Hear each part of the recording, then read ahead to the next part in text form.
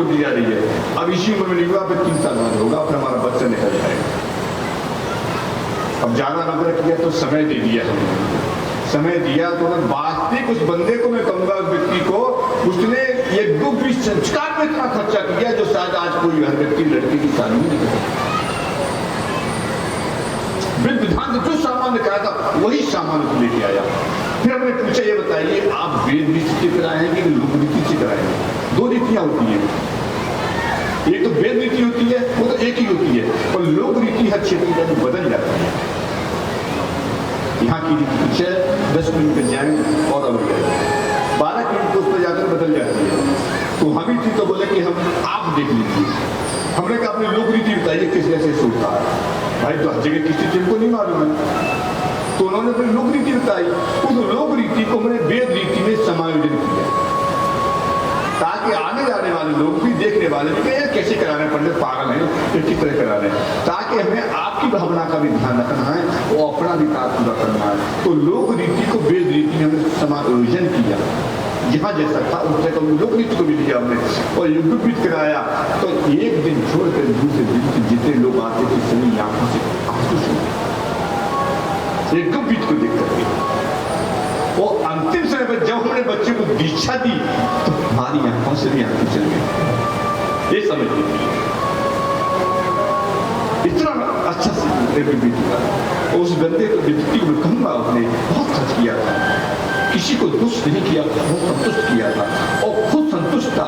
जितने लोग थे वो कहते हैं महाराज जी हम इतना खर्चा तो नहीं कर सकते, मैंने खर्चा नहीं करते, 4 आदमी मिलकर करा, 10 आदमी मिलकर करा दिया, तो यज्ञोपवीत करा दिया, क्योंकि यज्ञोपवीत ही हमारे संस्कार की सबसे बड़ी रीढ़ की हड्डी है। शरीर में और तो सब नशे हैं, हड्डी अलग जुड़ जाए, टूट जाए, जुड़ जाती है, पर रीढ़ की हड्डी नहीं टूटती। इसलिए रीढ़ की हड्डी संस्कार हमारी यज्ञोपवीत संस्कार है, इसको वच करना।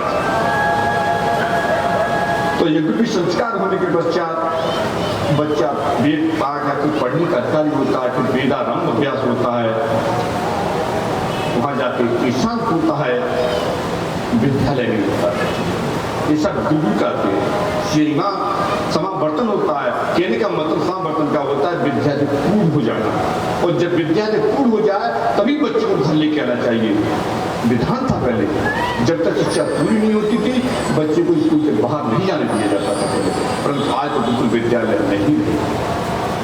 उसके बाद विवाह संस्कार होता है, और विवाह संस्कार के बाद कौन सा संस्कार होता है? बाद में कौन सा रह जाता है? 16वां एक ही संस्कार, अंतिम संस्कार। अंतिम संस्कार को तो आज लोग करते ही नहीं है, पूर्व से बदनाम आपके लिए करते हैं। इसलिए आज सभी के घरों में ज्यादा पितृदोष लगे चले जा रहे हैं। यदि अंतिम संस्कार उनके विधान के साथ 10 दिन का पूरा हो जाए 11 दिन तक का, तो किसी के घर कुंडली में पितृदोष नहीं आना उसके यहाँ पर। अंतिम संस्कार में नेपाल के अंदर आज देख रहा हूं, बट विधान के साथ करते हैं, हम मृत्यु भोज नहीं लेते हैं। मृत्यु भोज दिए पर संस्कार कर रहे हैं पूरे, और संस्कार होते हैं तो किसी कुंडली मृत्यु दोष नहीं है वहां पर। इसलिए संस्कार अवश्य कराने चाहिए।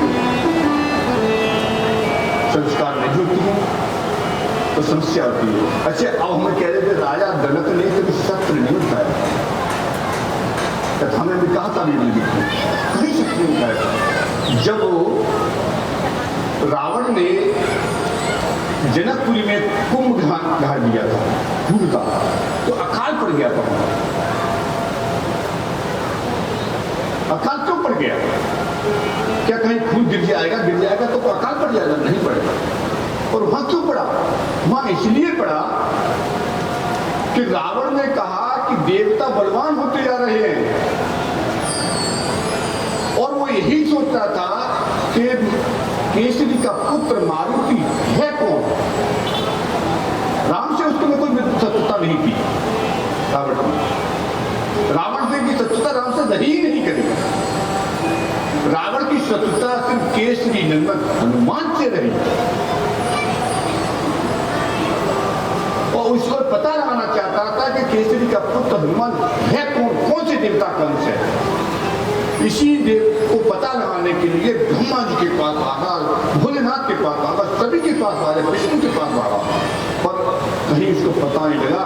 और पूरा जीवन उसे पता लगाने में कितनी कितनी तपस्याएं करनी पड़ी, कितने कितने अत्याचार करने पड़े और अंतिम समय तक ये पता लगा ही नहीं पाया, समझ लीजिए। तो उसी को पता लगाने के लिए उसने कहा ऐसे नहीं होगा, तो लावे ऋषियों से ज्यादा बूंद मचा रहे हैं, ऋषियों से पूछता हूं। तो ऋषियों से कर लेने लग गया। ये सब देवता परेशान तब होंगे तब बताएंगे, कर लीजिए, कोई लेने लगा करना। तो ऋषियों का खून निकाल निकाल करके घट को भरा, मारा। तो ऋषियों ने श्राप दे दिया कि हे रावण, तू दुष्ट है, तू जहां इस रक्त कुंभ को लेके जा रहा है, जहां ही रहेगा वहां पर आपत्ति ही बनी रहेगी, अकाल बना रहेगा, चैन से नहीं रह सकती है वहां की जनता। तो कुंभ को जब अपने महल में लेके आता है तो मंदोदरी ने कहा कि इस कलश को हटा दीजिए, अब सुकून हो रहे हैं लंका के अंदर, बहुत विपत्तियां आती जा रही हैं, जो नहीं देखने चाहिए वो देख रहे हैं। कई बार काम नहीं माना। फिर उसकी माँ ने भी कहा कि बेटा इस कुंभ को वास्तव इनसे हटा दे, और उस कुंभ को श्राप को देख करके चौंकता था, हमेशा सपने में चीखता था। तो माता ने कहा तुम्हें क्या बात है कि मैं ऐसे देखता हूं। तब उसने तंत्र विद्या उसकी मां केकसी ने उसको सिखाई। रावण से ज्यादा तांत्रिक उसकी मां थी। बोले भोलेनाथ की तपस्या कर, तब तुझे कुछ मालूम पड़ेगा। भोलेनाथ की तपस्या करने के लिए भोलेनाथ को लेने के लिए उसने भेजा। तो देवताओं ने उसकी तपस्या को भंग कर दिया जहां तपस्या करना। उसकी मां ने कहा ये तो नहीं मानेंगे देवता, तो बोले इसे गुप्त रूप से भेजिए। तो मां ने उसकी ने माया से एक रावण बना दिया दूसरा, और रावण को पाताल लोक के माध्यम से कैलाश भेज दिया। इसीलिए रावण को माया भी डाला गया। पर माया की छाया नहीं पड़ती है, उसकी आकृति आप नहीं दे सकती। शीशे में कोई माया भी कुछ होगा तो उसकी आकृति से तुम्हें नहीं जाएगी। जैसे भूत प्रेत होते हैं तो कैमरे की दृष्टि में नहीं आते, उसमें नहीं आएंगे, तो छाया है वो। तो उस छाया को अब मंदोदरी बहुत पतिव्रता थी, तो उसने देखा कि एक तालबो था, कटोरा टाइप का, उसमें जल तेल भरा रहता था। तो करवा चौथ का व्रत होता है, इससे व्रत भी होते थे। तो उसने देखा दोनों सामने खड़े होते थे, और जैसे ही रावण आया, रावण मंदोदरी के पास नहीं आता था उसमें, तो माया भी था वो, माया भी कैसे रह जाएगा, दूरी दूर रहता था। उस दिन व्रत की पूर्ति के लिए बुलाया तो उसकी छाया नहीं पड़ी। मंदोदरी समझ गई तुम हो कौन, तुम श्राप देते हो, जल्दी बताइए, तुम मेरे पति नहीं, मैं समझती थी पहले। तब वहां उसका राज किया, ये माया ही रहा। तब रावण तुरंत ही आया, तब बताया गया। तो बोला कि आप तो अच्छा कर रहे हैं। मंदोदरी बातें बहुत पतिव्रता थी, उसने रावण को बचाने के लिए बहुत कुछ किया। रावण की नानी में अमृत पहले से नहीं आया था, रखा गया था बाद में, और रावण को नहीं मालूम था कि मेरी नानी ने अमृत रखा हुआ। रावण को मालूम होता मेरी नानी ने अमृत रखा हुआ तो किसी को छोड़ता ही नहीं, किसी को नहीं छोड़ता वो, तो वो मानता हमारों में। और नाभि के अंदर जो रोशनी होती है वो कोई नष्ट नहीं होती है, नाभि आपकी गड़बड़ होगी तभी आपको परेशानी होगी। तो वो रावण जो है हनुमान जी का पता लगाने के लिए ही उसने अत्याचार किए, तो ऋषियों ने श्राप दे दिया। उस श्राप को देने के बाद उसने वो मठ जो है जनकपुरी में लगा दिया कि जनक ही एक हमारा ऐसा शत्रु है जिसने मेरा अपमान किया। कहाँ किया था अपमान? वहां पर एक बात जनकपुरी में शास्त्रार्थ हो रही थी, बहुत विद्वान बैठे हुए थे, तो उसमें रावण विजयी हुआ और रावण को उपाधि दी जाती थी। तो जनक ने कहा कि नहीं, मैं इस रावण को उपाधि नहीं दूंगा, ये इसके योग्य नहीं है, अत्याचारी है, ये पापी है। बोले कि शास्त्र प्राप्त हुआ, बोले शास्त्रों में हुआ है, बस ये कर्म गलत है इसके।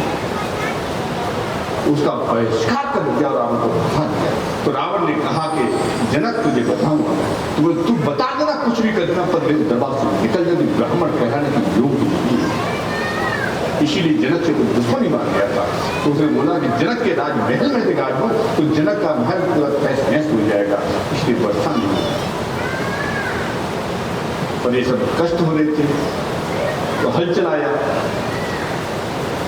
आपत्ति उत्पन्न होने लगी। तो रावण ने लेकर के अपने भाई खरदूषण को भेज के जाओ आक्रमण कीजिए और उसके महल को नष्ट कर दीजिए।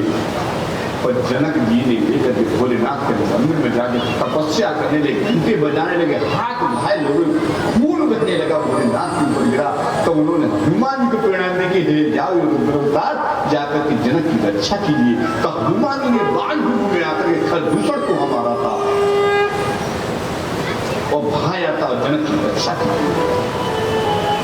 इसीलिए जनक जी ने कभी अस्त्र नहीं उठाए, बस भोलेनाथ की साधना में लग जाते थे, अस्त्र नहीं उठाऊंगा। पर जिसकी आप शरण में चले जाइए वो आपकी रक्षा के सारे उपाय कर देता है। तो भोलेनाथ ने रक्षा के उपाय कर दिए। हनुमान कथा को मैं शायद 1 महीने तक बोलता रहूंगा। हनुमान जी की कथा इतनी महत्वपूर्ण, इतनी अच्छी कथा है। 11 दिन की कथा है पर 1 महीने तक बोलने जाना है हनुमान जी की बहुत। इसलिए यहाँ पर एक थोड़ा सा एक अच्छा सा भजन हो जाए, अच्छा से मुझे चलूंगा भाई। ऐसा भजन लीजिए जिनका मन विभोर उसमें आ रहे विभोर हो जाए एकदम, मन भजन के साथ में झूम जाए, तालियां बजाए, मन एकदम मन भजन नहीं झूम जाए।